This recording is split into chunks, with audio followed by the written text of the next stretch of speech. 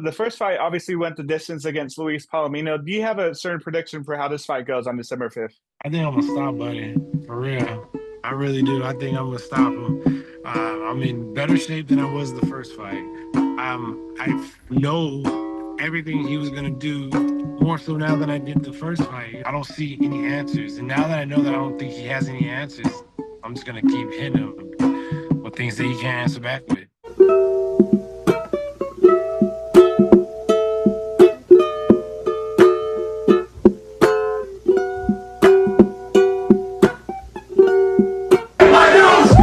From MMA Island. Christopher de Santiago with MMA Island. Today I'm talking to the former boxing and BKFC champion, Mr. Austin Trout. No doubt. How's it going today, man? It's good, man. But boy, that hurt when you said former boxing and former BKFC champion. Because I never lost my belt. You know what I'm saying? And I don't think I'm far. I feel like I'm still current. Yes, Julian Lane does have the 165 title. Whatever. It's because the universe hasn't given it back to me yet, nonetheless. All right, go Mhm. on. Yeah, for sure. I did want to ask you about that. I guess what went into the decision to vacate the welterweight title? Was there any conversations of you being No, like no, a no, no. simultaneous? I never vacated the title. I expressed desire to go to the 155-pound uh, weight class for the belt. Now, I wasn't trying to get into a tournament, wasn't trying to work my way up to anywhere. I wanted a shot at the belt. As a champion, felt like I could do that or should be able to do that. So when I expressed, and really, yeah, going down to 155 was always the plan, but was never to not come back and defend the belt against 165, especially because of the timing. I broke my arm in April defending the belt successfully. And within, I think, March, end of March, it was already up for grabs. So it wasn't that I gave it up necessarily, it was taken. I'm going to get it back though, which is why I'm okay with it. Because, you can't just be holding on to all the belts no matter how much I want to. I get it. More champions is better for the sport. You know what I'm saying? That's the problem with boxing is that you got this one guy with all these belts and they're not fighting, so they're not giving guys chances. So, needless to say, I didn't necessarily vacate it. I didn't give it up. It was taken. I'm okay with it. I'm gonna get another belt. What's For better sure, for the man. sport is better for, it's good for the goose, good for the gander, and vice versa. Most definitely, most definitely. And we don't see many tournaments at the in combat sports, especially at the highest level nowadays. I guess what was your initial reaction to the four-man lightweight tournament?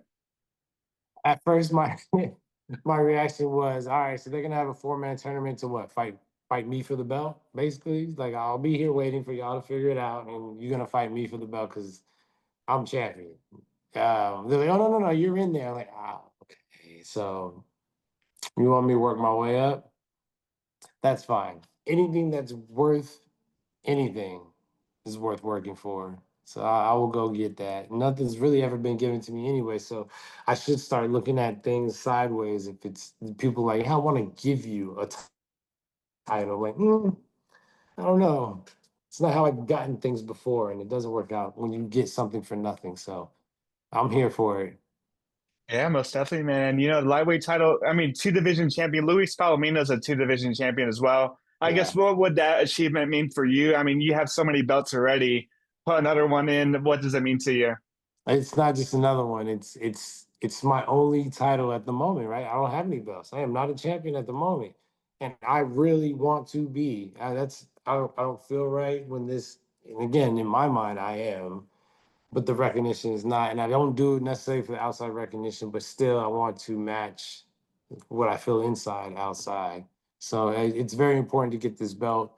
It would mean that I would definitely deserve to be pound for pound number one champ. I think so.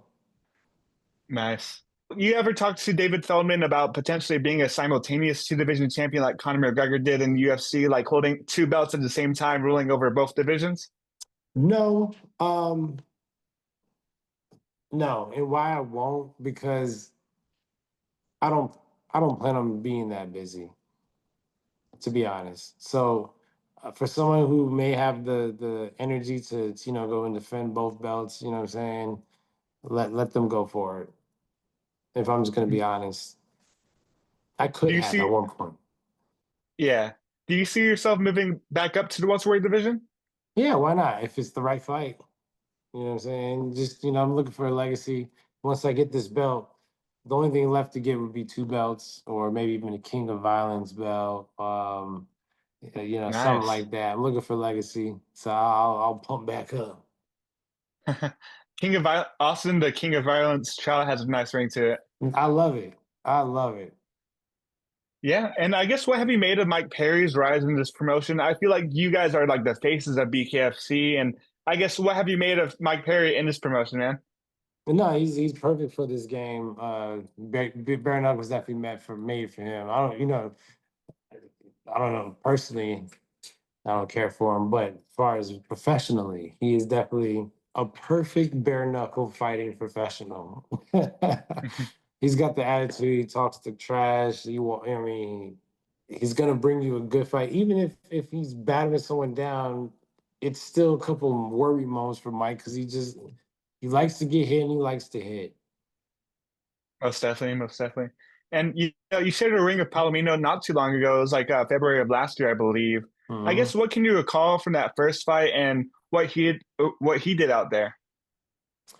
Um, well, the first thing I remember is when we told the line, and then the bell rang. He took a step back, and I thought, that's not the right plan for you, my friend. And it wasn't, and it was later on till he tried to start coming forward, but it was already too late. So I'm expecting he's going to start coming forward right away. That would be the right thing to do. Um, but we're ready. We're ready to beat him wherever he wants to go. Hmm. David Feldman said that they're planning on making a BKFC Hall of Fame next year. I would imagine that you would be among the first to be inducted into that. But I guess, can you give me your thoughts on the upcoming BKFC Hall of Fame and maybe a potential induction next year? Well, I do hope I can get on that for sure. But if I'm going to keep it a buck, I haven't done as much as say Mike Perry or Lorenzo Hunt or Christine Ferreira or even Elvin Brito. Those guys, Julian Lane. Uh, these guys have really been putting in work from the get go, and have grown. And I'm glad to see that they've grown with the company. But um, I haven't done enough. Now, well, let me get these two belts. All right, it's a better case, but there's still other guys that have done more. Um, but and I am aspiring to do better. You know what I mean? Yeah, for sure, for sure. Um, with Luis Palomino, obviously you guys aren't the only people in the tournament. Franco Tenaglia beat Ben Bonner. Did you watch that fight at all? I did. Honestly, I thought Bonner won. I don't know. I thought Bonner won, but Tenag is a tough cookie. He's very intense. He doesn't seem to lose intensity as the fight goes on. If you don't mind, give me 1 sec. I'll be in the car and I'm not driving, and we can kind of finish this a little bit. Sorry about that. Gotta go get my baby. Oh, you're good. You're good. I only got like I think two more questions for you today.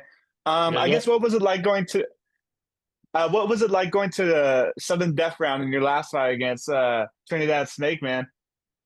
It was very unnecessary and unneeded. I won that fight the first 5 rounds, but it was also a cool little of the heart and really the balls I got because I broke my arm in the previous round and had to fight that round with a broken arm. Really threw it a couple. Thank God for adrenaline, right? Um, and I'm talking about that Trinidad fight. I was the one that was the aggressor, meaning I was the one that was pushing the action, making the issue, causing the issue the whole fight. He did drop me in the first round, but even the end of that round, I was scoring heavily. Um, and I agree, it was a boring fight, but there's not really much I can do when your opponent does not want to engage. Um, in the 6th round, I couldn't believe that he still didn't come and try to like force an issue. That I was still the one that was engaged with one hand. He never figured out that I only had one hand. I mean, thank God, I guess, but nonetheless, it was a rough day in the office. There's a lot of bad things that were happening around at that time. And I'm just glad I ended up getting through it all. I mean, the injury, the emotional mood, everything. I was able to come through still victorious, undefeated. Awesome. Last question for you, Austin. Just thank you again for the time. I guess, the first fight obviously went the distance against Luis Palomino. Do you have a certain prediction for how this fight goes on December 5th? I think I'm gonna stop Buddy for real. I really do. I think I'm gonna stop him. I'm in better shape than I was the first fight. I know everything he was gonna do more so now than I did the first fight. Like I got a look at it, and I don't see any answers. And now that I know that I don't think he has any answers, I'm just gonna keep hitting him with things that he can't answer back with. Awesome. Thanks so much for the time, Austin. Have a great day. Appreciate it. Thank you.